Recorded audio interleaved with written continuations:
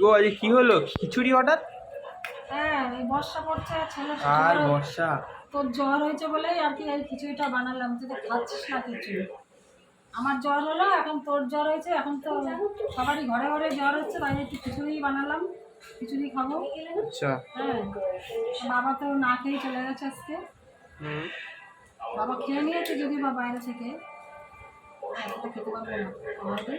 ঠিক আছে তাহলে খাই, খেতে দাও, খিদা পেয়েছে। হয়ে যাবে মনে হচ্ছে। হয়ে ডিমের গেছে। অমলেট আর ডিমের অমলেট, সাথে মনে হচ্ছে পাঁপড়ও আছে। ডিমটা ভাজা করেছি, ভাঙিয়ে চলে গেছে ডিমটা, বুঝছিস?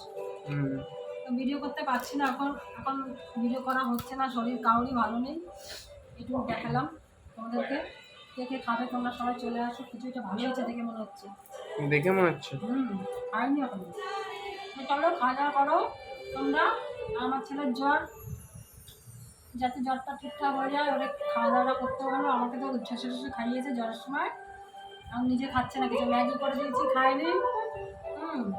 সকাল থেকে শুধু একটুখানি চা, তাও বেলার সময় খেলো, আর কিচ্ছু খাইনি। ঠিক আছে চলো খাওয়া দাওয়া করো তোমরা, আমি যাও খাওয়া দাওয়া করি। ঠিক আছে, আমি বসি।